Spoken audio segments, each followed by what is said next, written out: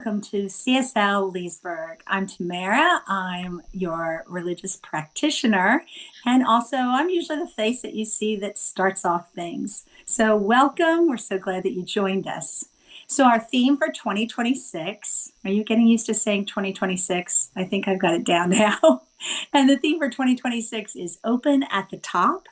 For the month of January, we are exploring the theme ancestral wisdom and new thought.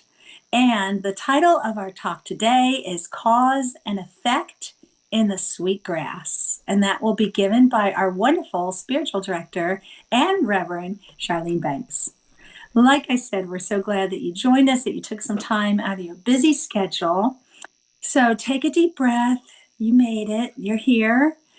Relax and enjoy our opening video. Please join us as we create our sacred space.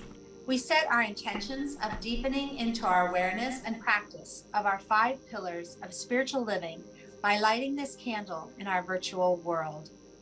Our first pillar is sacred study, represented by the divine quality of truth. We use this pillar to recognize the importance of an open mind and the power of our minds. The second pillar is affirmative prayer, represented by the divine quality power. This pillar honors the power of prayer in our daily lives. Our third pillar is meditation and the divine quality of peace. This pillar reminds us of the importance of meditation and the peace we feel when we quiet our minds. The fourth pillar is circulation and the divine quality of life. We know that the great law of circulation works in our lives. As we give, so shall we receive.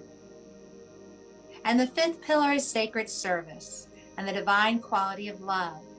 This pillar affirms our call to be of service to our world as we see through the eyes of love.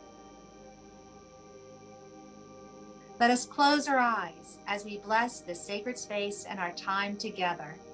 As we weave each of these pillars of spiritual living into our service today, may they deepen our own spiritual practices of study, prayer, meditation, circulation, and service, expanding our minds and our hearts to the 5 divine qualities of truth, power, peace, life, and love. We also bless everyone who made our service possible today and everyone in attendance. May the energy of love that is generated here bless everyone abundantly, and so it is. All right, and now it's time for our meditation. Before I go into the meditation, I want to remind you that if you have any prayer concerns or celebrations that you would like us to include later in our service, please put them in the chat and Reverend Charlene will be sure to include those. All right, now let's go into our meditation. So, I try my best to tie the meditation into whatever our title of our talk is for the day. And I was really looking at those words, cause and effect. And I was also thinking about this new year. I don't know about you, but when I waved goodbye to 2025, I was thinking, goodbye, good riddance. I don't ever want to see a year like that again. So I had high expectations, and then 2026 came in, and as the expression goes, it was like, hold my beer. So cause and effect. We often carry stress when we're experiencing that in our body. So for our meditation today, I want to teach you 2 relaxing techniques. So the first thing that you're going to do is settle into your chair, sink a little deeper, shake out any places that you feel like you might have stress, your hands, wiggle your toes, your ankles, twist them around a little bit. And just try to go into a very nice, comfortable, relaxing state. Now, the first one is, I think it's called box breathing. And I'm going to just tell you what it is first, and then we'll walk through it a couple times. So you're going to inhale to the count of 4. You're going to hold your breath for 4 counts. We're going to release for the count in for 4 counts. And I'll guide you through that. So here we go. Inhale, 2, 3, 4, hold, 2, 3, 4, exhale, 2, 3, 4, hold, 2, 3, 4, again, inhale, 2, 3, 4, hold, 2, 3, 4, exhale, 2, 3, 4, hold, 2, 3, 4. One more time. Inhale, 2, 3, 4, hold, 2, 3, 4, exhale, 2, 3, 4, hold, 2, 3, 4. Nice. So box breathing, I think, is what I've heard that called. Also, if you're ever having trouble sleeping, you can do this. But what you can do is expand your count for the exhale. Try to make that much longer. And that imitates your natural breathing pattern when you're sleeping. And very soon you find yourself drifting off to peaceful slumber. I did this week, and I think the second round through, I was out. Now, the next thing that we're going to do is we often carry stress in our shoulders and in our neck. So what we're going to do is a very slow neck roll. And I'm going to guide you through this. And I want you to picture a clock, the hands of a clock. So we're going to start looking down, and that's going to be 12. We're going to slowly work our way over to 3. By the time I get to 6, our head will be all the way back. 9 will be on our left side, and then we'll get back to 12. So a nice slow neck roll. Do that with me. Here we go, starting at 12. 12. 1, 2, 3, 4, 5, 6, 7, 8, 9, 10, 11, 12. And now let's go the other way. So we're going to go counterclockwise.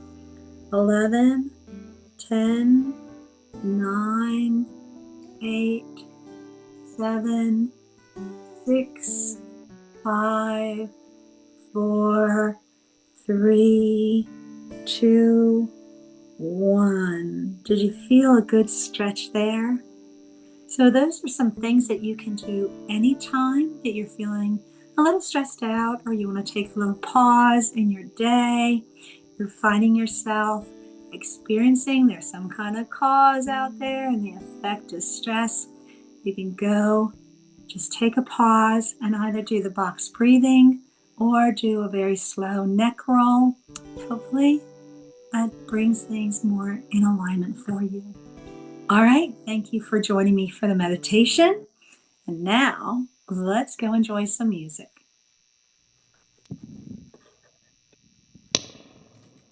Good morning, CSL. I'm Erin, and this is Dan, and we're Soul Pajamas. And this is a song that Dan wrote with some others a few years ago about our connection to the earth.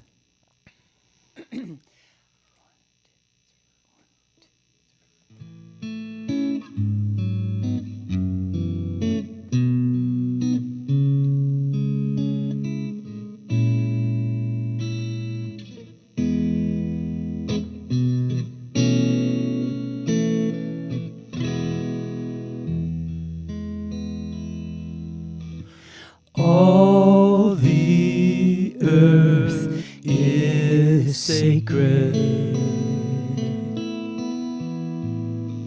Every sandy shore, each golden leaf and rich forest floor, we come together on common ground, setting our fears aside. We gather round, we'll live in peace when finally we found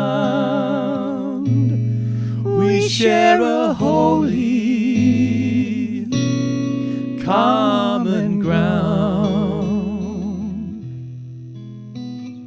One sky overhead,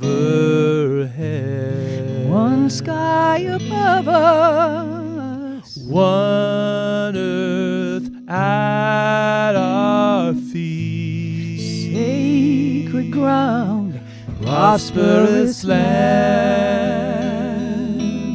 so honey sweet. We come together on common ground, setting our fears aside. We gather round, we'll live in peace when finally we found we share a holy common ground. If we could only look deeply in each other's eyes, we'd see a heaven on earth when we'd realize that we live in peace when finally we found we share a holy common ground. We share a holy common ground.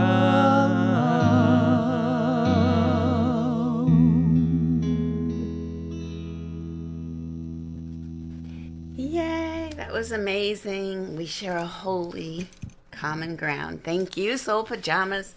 You never disappoint. Good morning and welcome to this beautiful Sunday. So, the sweetgrass.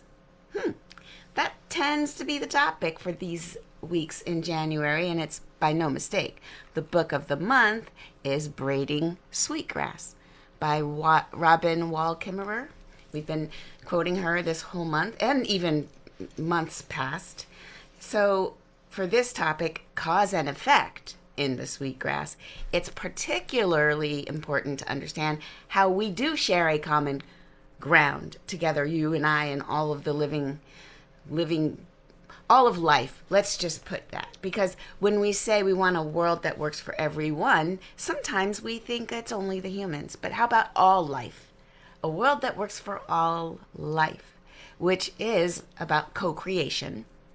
And so if you think about the creative process, we know that the teaching is if you take a seed and you place it in the soil and then you leave it alone or give it the right circumstances, give it the right conditions, it will thrive.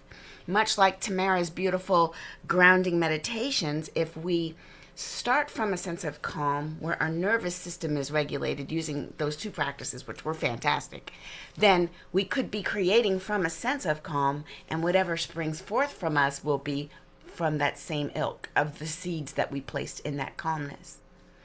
So this part of cause and effect, this one little excerpt, I will read it for you word for word, but I love it because it not only has in it an excerpt from Robin Wall Kimmerer's book, and she's part of the Potawatomi tribe, which has a lot of ancient teachings. And so not only does it have the ancient wisdom of the tribe, it also involves interacting with said sweetgrass.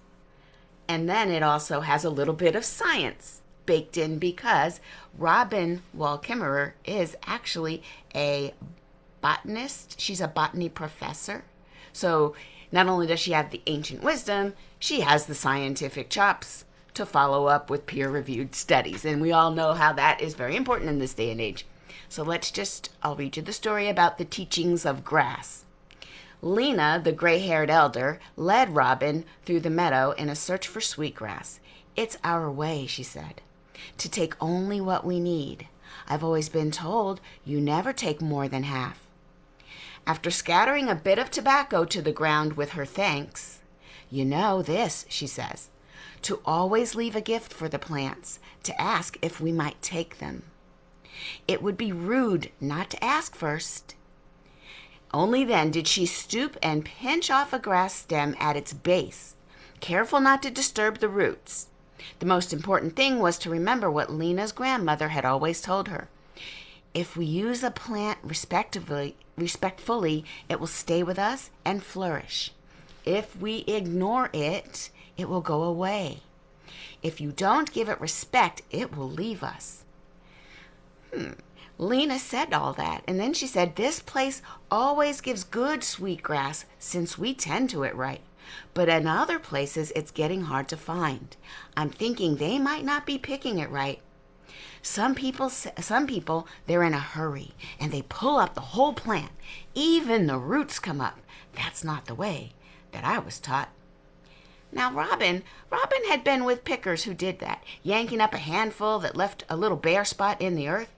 They too made offerings of tobacco and took only half, sure that their method of picking was the right one. They were defensive about the charges that their harvesting was what was depleting the sweetgrass. Now I'm going to pause, and I just want you to paint this picture, because you've got the traditional way of pinching it right at the base, but not pulling up the root to gather your sweetgrass, and another approach. Well, my family, we always did it like this, yank it right out of the ground. Both scenarios left a little bit of tobacco. Who's right, who's wrong? Well, Robin, being the professor of botany that she is, she said, I now am scientifically curious about which method was best. So let's get back to the story. She wanted to know which method was best for the sweetgrass population, a true joining of her Potawatomi upbringing and her academic career. She suggested this idea to her student, Lori, for Lori's thesis. The dean was skeptical that this would even be a project of merit. Anyone knows that harvesting a plant will harm the population. Like, duh, says the professor. You're wasting your time, and I'm afraid I don't find this whole traditional knowledge thing very convincing. Now, this is great. Back to me. Listen, we're setting up the whole story. Now we have a conflict. The pros and this group versus that group. Who does it right? Someone says, I'll study it. And then you've got why study something that's completely obvious? So what happens? You know what probably happens. Let's get into it. What does Lori do? Lori says, well, I shall continue and do my experiment. Lori identified and marked off 3 strong patches of sweetgrass. She carefully counted every stem. 1 patch would be harvested by pinching, 1 by pulling, and 1, the control, would be left completely alone. For 2 years, the patches were observed. They were harvested at the appropriate times, never more than half. At the end of the experiment, Lori counted one last time every single stem. I don't know about you, but I'm sitting on pins and needles, and I've got the story right here. Her statistical analyses were all sound and thorough, but she didn't even need any graphs to tell the story. From across the field, you could see the difference. Some plots gleamed shiny golden green, and some were dull and brown. The surprise was that the failing plots were not the harvested ones, as predicted, but the unharvested controls were the ones that were failing. The sweetgrass that had not been picked or disturbed in any way was choked with dead stems while the harvested plots were thriving. Whether the sweetgrass had been pinched singly or pulled in a clump, the end result was nearly exactly the same. It didn't seem to matter how the sweetgrass was harvested, only that it was harvested. Lori's findings might have been surprising to academic theologists, but they were consistent with the theory voiced by the ancestors. In other words, the ancestors knew all along. If we use a plant respectfully, it will stay and flourish. If we ignore it, it will go away. And at this point, if there is a mic to drop the mic. What? So what do we take away from this? This is cause and effect and the sweet grass. Listen, if we take our attention away from that which we want to keep around, then the fact that you withdrew your attention from it means that you no longer have it. What you put your attention on will grow, will stay around. What you tend to will keep around. What you ignore will go away. Now use this to your benefit, okay?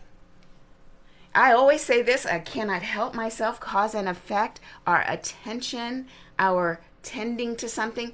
The first lesson, never take more than your share. Don't be greedy. Leave something behind. Make sure it's some sort of contribution. You're giving as well as receiving, because that's the law of the universe. Giving and receiving is circulation. Tamara taught us last week, or I think it was Melinda, it came up that we can't just breathe in and keep breathing in. You got to breathe out. And so we do give as we receive. And the other thing is that if we do want to keep something, then we must pay attention to it. And we must honor it and respect it. But if you don't want something to hang around you, don't pay it any attention. Don't give it your attention.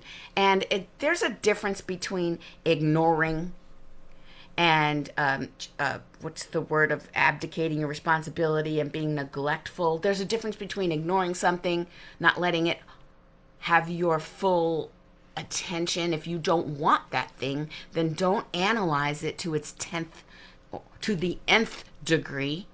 Don't analyze it as if you really want it. Don't become so familiar with all of the shortcomings of something, because that's what's keeping it around. Cause and effect, turns out, it's up to us. Now, let me take us back to our principles, because at the beginning I said something about co-creation, and now we're back. Co-creation is where you individually have a say on your life experience. And even though it appears as if someone else put something in your path, if you trace it back, it could be, and it definitely is, but I'm trying to be nice, that we've invited that thing, and if we did not want that thing, we've paid attention to it, and that's what caused it to stick around. But there's not any, like what I was saying about that doesn't mean you can just neglect something, because I might have, let's be very basic here, I might have a bill that showed up at the door, right? It showed up, looks like I have to pay it. If I have a bill that I have to pay and I ignore it because I don't want to give it any attention, then that could escalate quickly, right? You don't want to neglect your responsibilities just because you don't like them. That's not what we're talking about. I'm speaking in a realm that is more, it's not that tangible. It is the world of possibilities where you have the ability to ideate what it is you want to be, what it is you want to feel, how you want to show up in the world. And then there is a little moment of quantum movement where there's a million possibilities, but then your mind settles on something. And when your mind takes a wave of possibilities and then focuses on one of them, one of the possibilities, it's called collapsing that wave. It's a quantum thing. It doesn't matter. You collapse that wave and it becomes a thing. That thing in your mind has potential to create in your life. We call it a seed. It's the potential of an oak tree. I know it looks like an acorn. I get it. But that acorn has within it the potentiality to become an oak tree. All you got to do is plant it in the soil and do the things that have to happen to the acorn so that it becomes the oak tree. But that's not our business. Our business is to conceive that which we do want. If you have to close your eyes and not look at what you currently have because it's getting in the way of who you know you are and who you know you can be, sometimes you do have to close your eyes and stop looking at what is, because those things that are in front of you are the result of past thinking. Sometimes you do have to shut your eyes, shut it out, so that you can only see in the darkness where plants grow, in the womb where babies grow, in the dark, dark, dark of all the darkness. Close your eyes. Start to feel. What is it I want to feel like? Get into it. Vibrate with that energy of how you want to feel. And know that it is not dependent upon anything that you can see with your eyeballs. How you want to feel, what you want to be, has nothing to do with everything that is. Because in this moment, you get to be new again. You get to renew again. And I know we love to wait till January 1st to claim New Year, New Me. Every moment we can claim it. It's just up to us to co-create with the divine. What is it I'm here to do?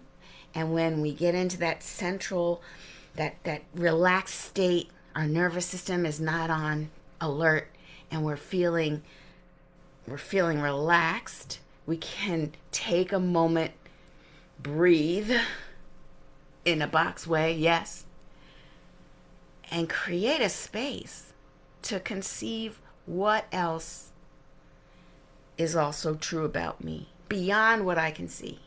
What is the highest truth about me? And how can I be more aligned with that truth than what is apparent in front of my eyeballs? Because we know that you change the way you see your life, and your whole life will change. It doesn't even need time. It changes like in the moment. So I do wonder, why don't we do that more?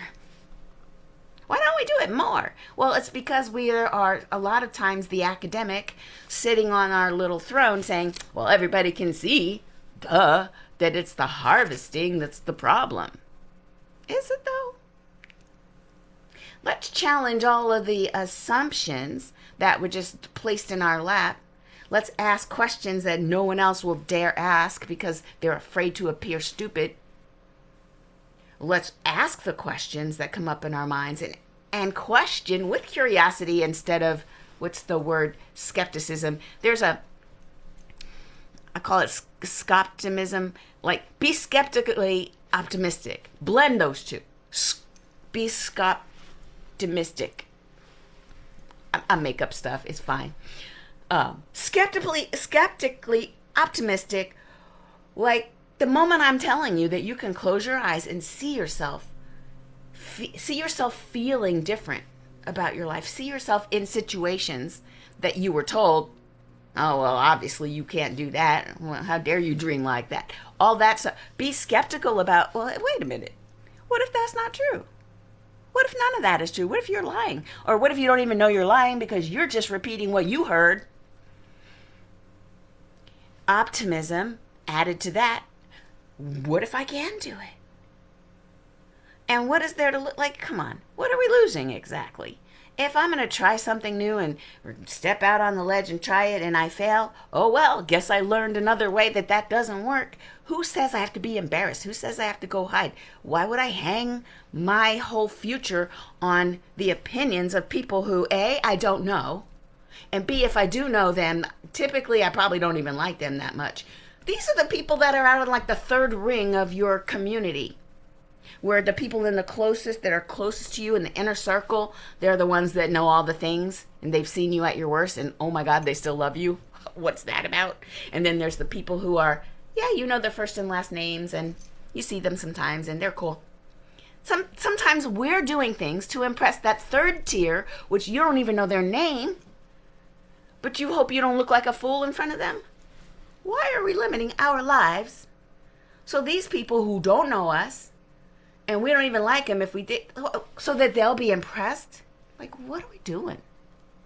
So if we release all of that and then get back to how we really feel, who we really want to be, what if it is true that you create your exact experience right now? You do it. Nobody did it to you. And if they did it to you, are they still there? Are they still here? You had a bully in 3rd grade. Is she still in the room? No? But you still feel real self-conscious about the body part that she shamed you for. Is she still here because she's living rent-free in your head? Right up in your head. Well, I don't know why. Who is that? And show her the door. We only keep around us those people, those connections that we want to be like them. We want to hold near to us those that inspire. And if we have something that we aspire to, they'll cheer us on and root for us. That's who we want in our inner circle. And so I'm saying, first of all, don't share your big dreams with anybody that's not in that inner circle. And then when you do so sparingly, because even if they're rooting for you, something weird happens when you have big goals and you speak about them too early. Because I feel like what you lose is the kinetic energy that builds up because you're doing something and it's exciting and only you know about it. Somehow when you start talking about it, you get congratulated early on having an idea, and then it kind of, well, you already got the congratulations. There's something weird about having an inner goal and then talking about it and then getting congratulated for it early that makes it, I don't know. You didn't even start doing it yet. You just talked about it and somehow the wind got blown out of the sails because there's a weird balance. Some of you may know what I'm talking about. So, sure, be the creator in your life. Be the co-creator in your life. Don't just be the one who has been created by the experiences that have created you, and therefore I'm going to keep a story with me so that if anybody notices I'm being less than who I came here to be, I can pull out the story of what happened in 3rd grade when that girl called me a name. I could pull out that story of, well, my mother, or, well, my dad never. We have some of these, in a Rolodex. Okay, kids, a Rolodex is a little, it's a thing you used to have on your desk with index cards. All right, index cards. Anyway, don't keep stories on hand to give people reasons why you're not being your best. And even if you've graduated from telling other people, don't keep those stories for yourself. Do not. I just want you to look at who you can be, and you know what it is. The things that, that feeling, that little tingle that you get when you see somebody doing that, which you want to do. So you know it. There's a thing. And you see yourself doing that, but you secretly know you'll probably do it better. That thing, don't let anyone talk you out of it, and quietly pursue it. Quietly, because you want to just get enough momentum, get enough reps in to feel good about where you're going, and then slowly open it up to other people. Sure. Because here's what Ernest Holmes says about this. Infinite and immutable is the law. And that means cause and effect, period, is infinite. It's immutable. It don't change. And it's ever present. It's available now because it's infinite, it's immutable, and it's ever present, which means it's right here, right now. It has to be the law of cause and effect, everywhere present. It does not accept anyone just because, it's Charlene, I'm going to suspend the law of cause and effect for her in this moment. No. It's all right here, right now. And he says, since it's everywhere present and it's infinite, it's immutable, and the potential possibility of all human probability is in this law. I'll say it again. The potential possibility of all human probability is in the law, and it must flow through us in order to manifest for us. Anything you could ever be, anything that any human could ever have been, anything that any human could have been, even if nobody has achieved it yet. All of that is in the infinite possibilities. And the probability is, what's the likelihood that you'll do it? That's also there, altogether in the law, and it's moving through everybody. Which means, to me, if you can think it, you can be it. To the degree that you believe. And then this is not news. We see it all the time on the motivational posters. We see it on the talks from Tony Robbins and all the people that have ever stood on any stage.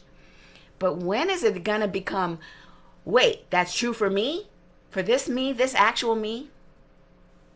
Because somehow we do some calculus where that's true for everybody except you, because if they only knew, because when you were 3 years old, that thing happened, and then of course there was the other thing, and if they really knew the secret about that blah blah blah, and the way that you really think about the blah, that is what we use to negate ourselves being in the if you can dream it, you can do it, which lets us off the hook temporarily, and the ego wins temporarily because it doesn't get embarrassed because you tried something and you failed. It stays on the couch eating the chips. And it says, well, look at that. That runner ended up twisting her ankle. See? I'm on the couch. Ankles are perfect. Good thing I didn't risk my ankles by running. The way that we could talk ourselves into mediocrity and just not moving until it's too late. And I hear stories. I do not want to be this lady in this story that says, oh, if I only knew. I would have tried more. I would have taken more risks. You hear the stories, people on their deathbed, that they never wish that they spent more time at the office on the one thing that the TPS reports, the spreadsheets. They don't say that. They say, I wish I would have loved more. I wish I would have taken more risks. I wish I would have. That's what I don't want to be. So I have to remember to live my life. Because we are all in this world of infinite possibilities, and it's moving through us, and it's as us, moving through us, as us. So living your life in the way that gives you joy, that serves other people, do that thing, and do it bigly. Do it bigly. I have to just tell you, the little thing happened the other day. I was working, it was late at night, and I'm obsessed with creating software that makes the world a better place. I heard something fall in the kitchen. I heard something, and I'm like, oh no, what did the dog, what did the cat do? And it was a plaque that jumped off the wall. And the plaque says, I have to say, that I'm like, Larry Branch, did you throw the plaque on the floor? Because Larry used to go here, and he's like one of our biggest like supporters.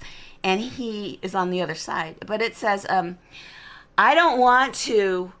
It says on the plaque, I don't want to die with a perfectly fit body, with the perfect healthful, something about the external health.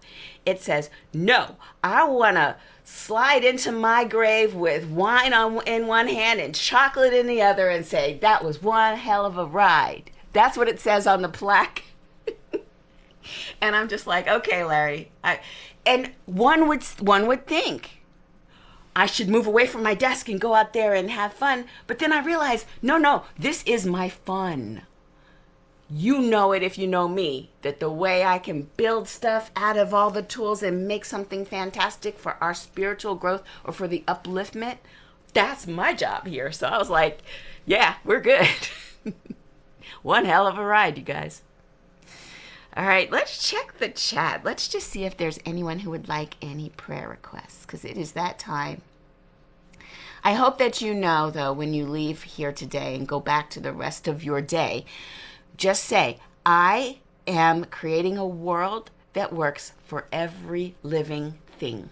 That's what I want you. That's your mantra. Everything you do, power it with, I am creating a world that works for every living thing. And let's go within. There's only one divine energy, one power, one life, one law that's immutable.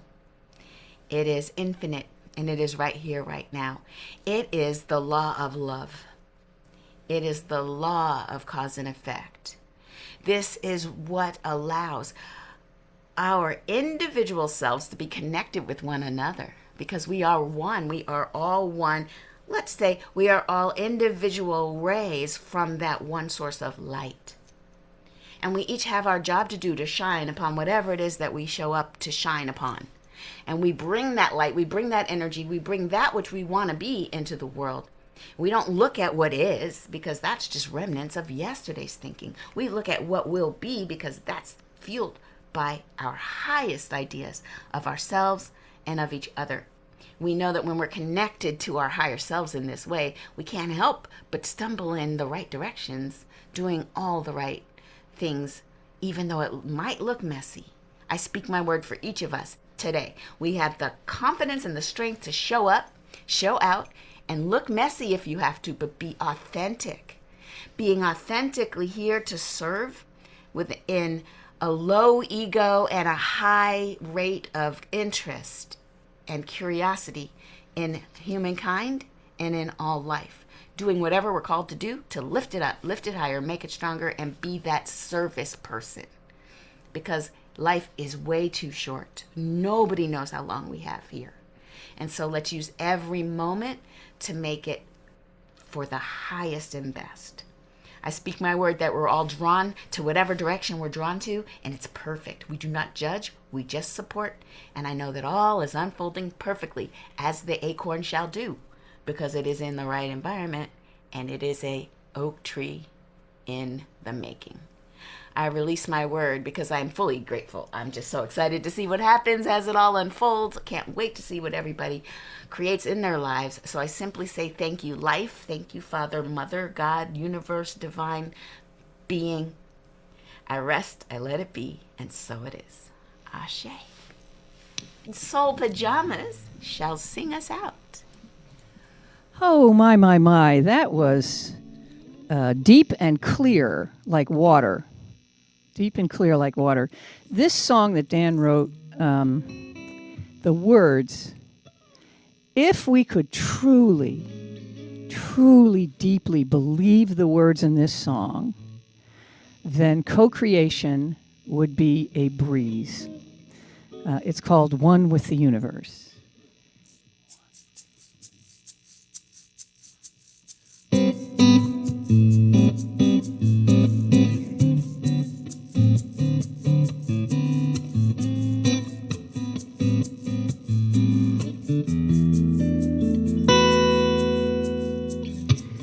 Grain of sand, a ray of light. The ocean floor as dark as night. A grove of redwoods in the sun. A planet home for everyone. A tiny seed, a single grain. The ocean in a drop of rain. You're in the world, and while that's true, the whole world lives inside of you.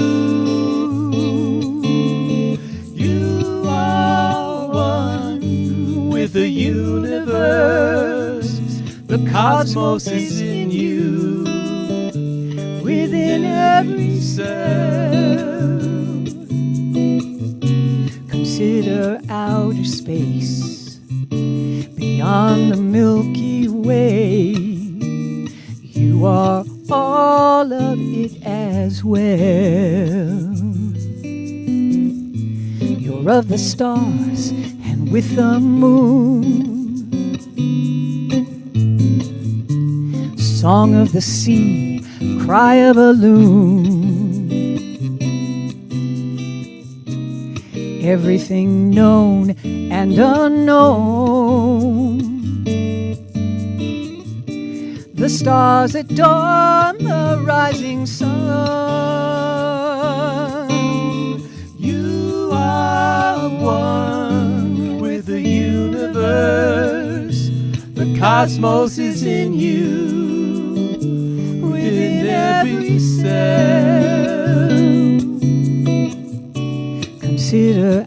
outer space, beyond the Milky Way. You are all of it as well. And you are one with the universe. The cosmos is in you, within every cell. Consider outer space, beyond the Milky Way. You are all of it as well. You are all of it as well. You are all of it as well.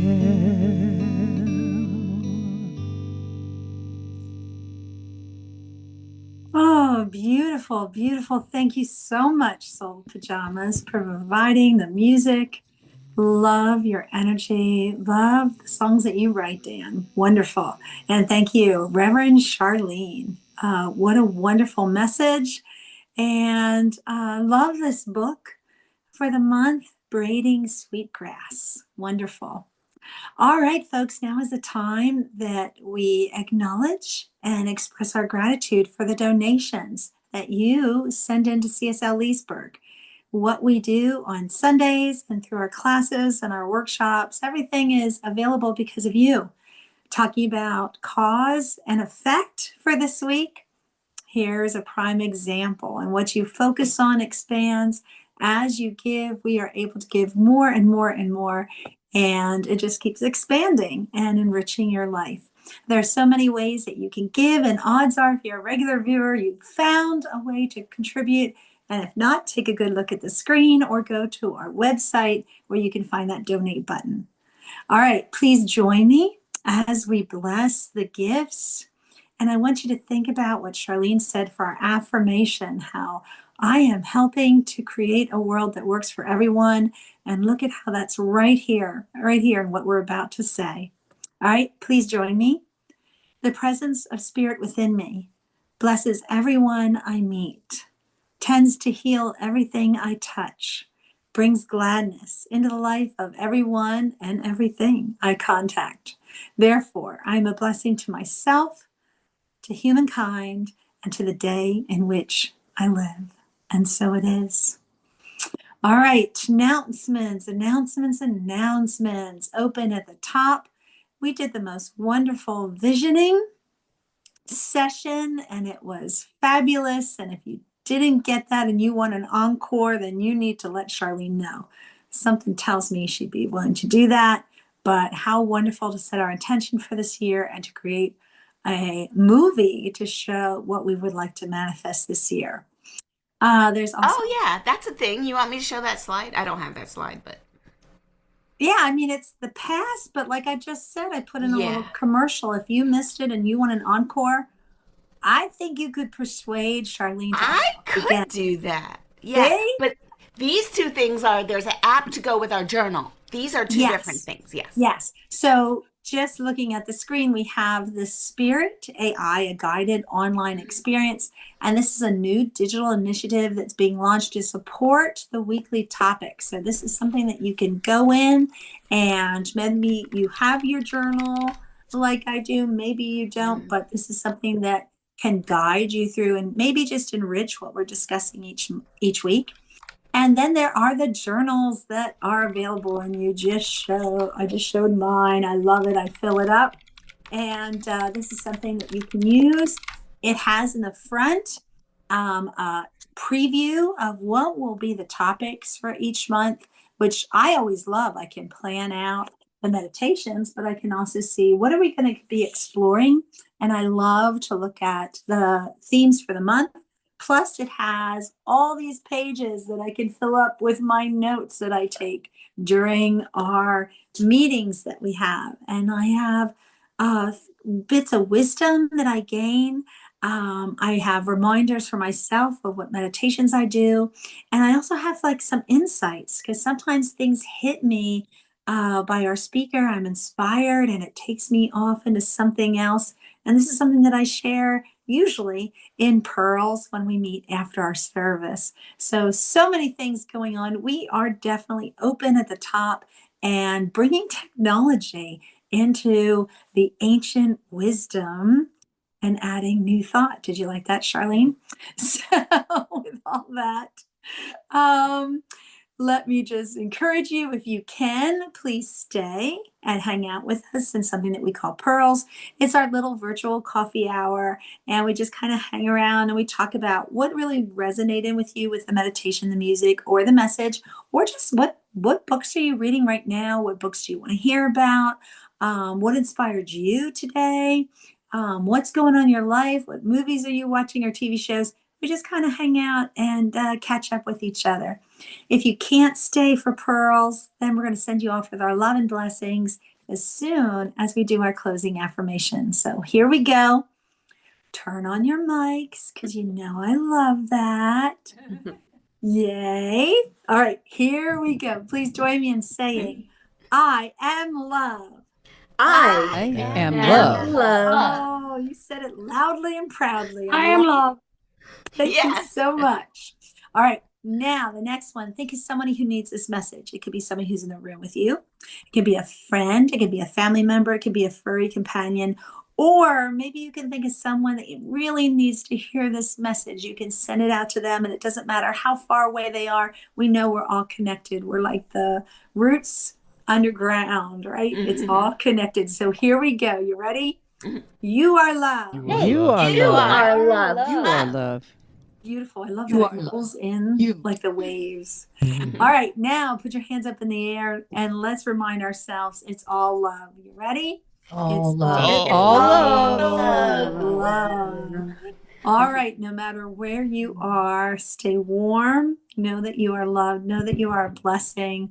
If you can, stay with us. And if you can't, we're sending you off with our love and our blessings. Have an